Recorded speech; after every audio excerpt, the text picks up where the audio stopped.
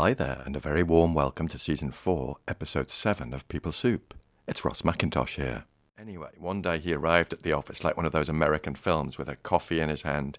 He put it down on his desk, pointed at me and said, "You, a word." So I was like, oh, crikey, what now? So we went into a meeting room, and he said that other people had complained about the quality of my work. So I was shocked and tired and sad, and I asked for some help with understanding the specifics. P-Soupers, thanks for tuning in. This week it's another cup of soup, and the episode is called Thanks for Asking. I wanted to build upon last week's episode called Getting Curious, where I suggested one way we could ask a colleague about their experience of work. So in this episode, I'd have a go at answering that very same question.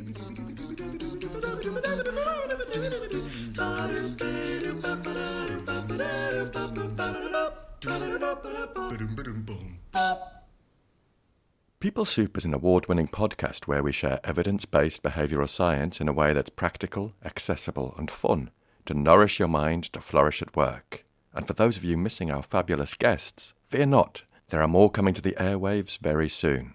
Let's take a quick scoot over to the news desk. I wanted to share a review of the podcast on Twitter from Melanie LeBarry, which left me tickled pink. Melanie said, "I got introduced to Ross's terrific work during my MSc, but it has provided a constant source of peace and incredibly useful information in these uncertain times, so I heartily recommend you give it a go.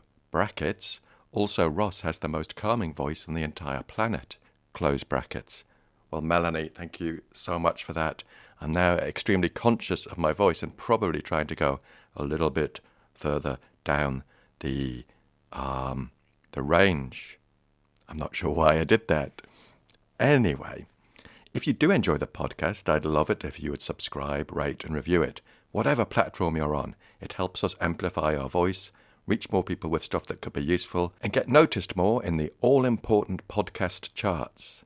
For now, get a brew on and have a listen to Thanks for Asking. Hey, P-Soupers, as I posed a question last week, I thought it might be interesting to have a go at answering it from my perspective, as a white, gay man who has been in the workplace for over 30 years. When I had the idea for this episode, my mind began to pipe up, "Ooh, maybe this is too personal, I'll get trolled, or maybe people will think I'm being self-indulgent, or people might want to rescue me. And maybe all of these things will happen and maybe none of them. And please be assured, lovely P-Soupers, that I've got my back and my own support network in place." And when I noticed all these thoughts coming up in my mind, I thought, well, actually, here's the thing. My mission is to support people to flourish at work. So by sharing some insights from my story, maybe it might help others to reflect, either on their own experience or their own behaviour, or help them reflect that the experience of their colleagues might be very different to their own. LGBTQ+ equality does not exist everywhere, and that's why we need to continue to learn and shine a light on the issues. And I must emphasise these are my personal reflections. And just as a warning, I do swear in the remainder of this episode and use some language that people might well find offensive. It's part of the context, but you may wish to stop listening now. So, I'm now a freelancer and work across many different organisations, and I've developed strategies over the years which now look something like this. So when I'm interacting with new people or a new team, I'll seek to get some personal details into the conversation quite early on. This has varied over the years from something like, "Oh, I live with my partner in Brighton. He's a photographer," with a stronger than usual emphasis on he's. And I'll also be highly vigilant to any reaction. I want to kind of be sure that they've clocked it.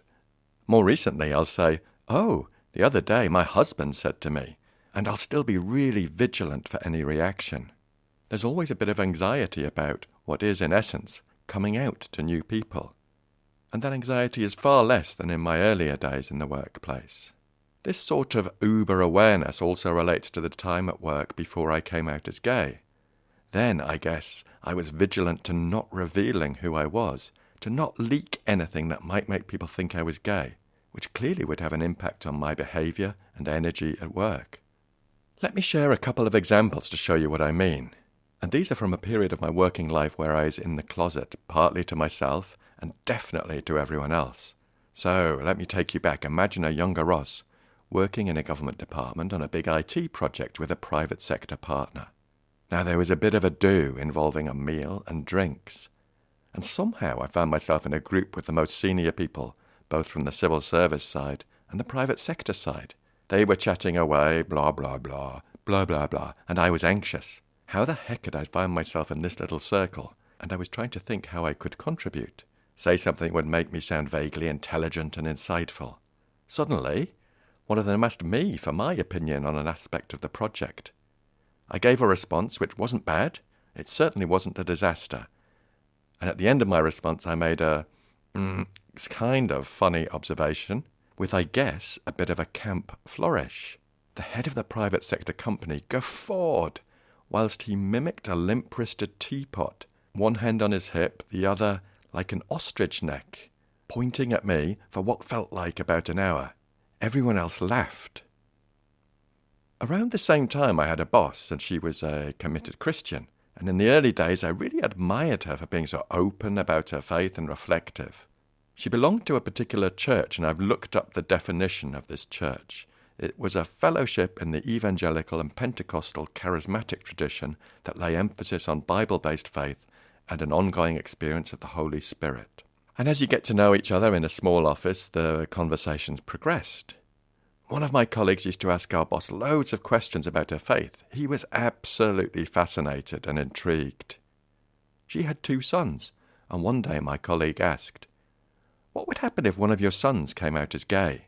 She said without skipping a beat, "I would throw them out of my house. I'd cut them off."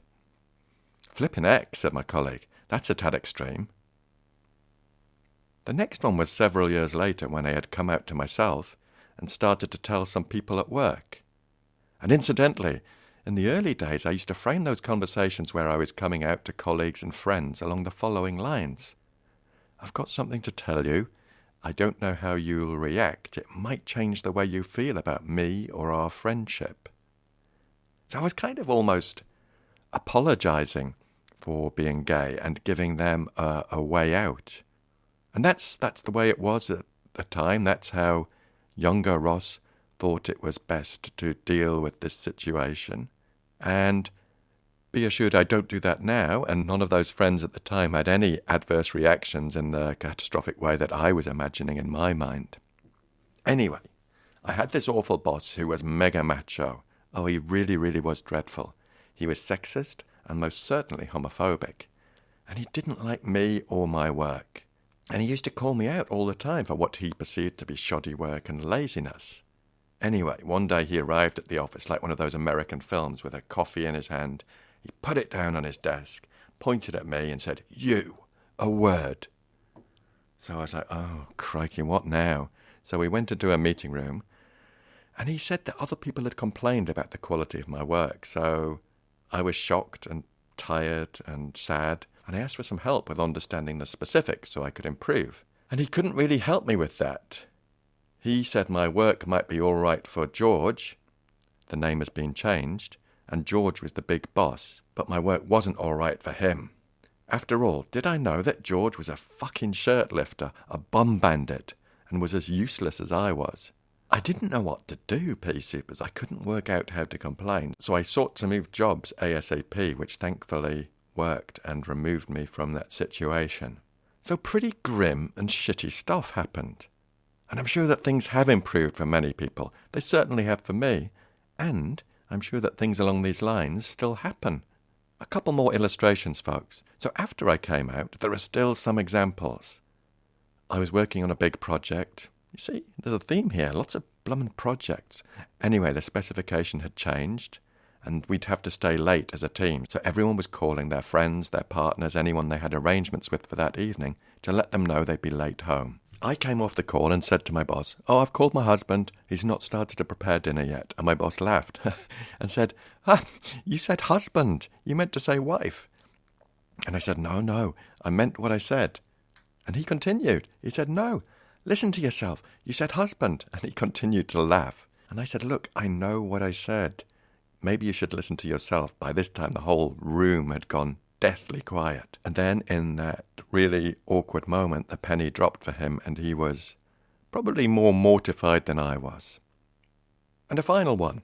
In a senior meeting in a government department where Peter Mandelson was the Secretary of State, and for those of you who don't know, Peter Mandelson was a prominent MP and an openly gay man. And in that meeting we were discussing a point because we were waiting for a decision from the Secretary of State, Peter Mandelson, on an important policy area. We'd been told by his private office that he was late back from a visit to a shipyard and a port, and a very senior woman around that table said, "He's probably under the jetty servicing some sailors," and without skipping a beat added, "No offence, Ross." PeopleSoup, as I say, progress has been made, and there's still much to be done in workplaces all around the world. There's learning for us all, and there's also thinking about what we can do to contribute to everyone feeling like they belong and everyone feeling safe at work. Not only is it the right thing to do for our fellow humans, it has business benefits too. One caveat that's really important for me: every person should have the right to come out or not come out in their own time and their own way. They should never be forced, cajoled or outed by somebody else. This is Pride Month, folks, so I'll add some resources in the show notes for this episode which might be useful. Let's think more about the perspectives of others at work. We don't know what's going on for others, and we can gently ask and listen and learn. PeopleSoupers, that's it. Thanks for asking in the bag. If you like this episode of the podcast, could I invite you to share it with one other person? I'm really keen to spread the behavioural science and skills with more people. Of course, a subscription, follow, rating or review are also very much appreciated. The show notes are at rossmcintosh.co.uk, and this includes links to a few different platforms. I love to hear from you, and you can get in touch at peoplesoup.pod@gmail.com. On Twitter, we are at peoplesouppod. On the Instagram, at people.soup, and on Facebook, we are at PeopleSoup Thanks to Andy Glenn for his spoon magic and Alex Engelberg for his vocals, and to you for listening. Look after yourselves, PeopleSoupers, and bye for now. And there's also thinking about what we can do to contribute to everyone feeling like they belong and everyone feeling safe at work.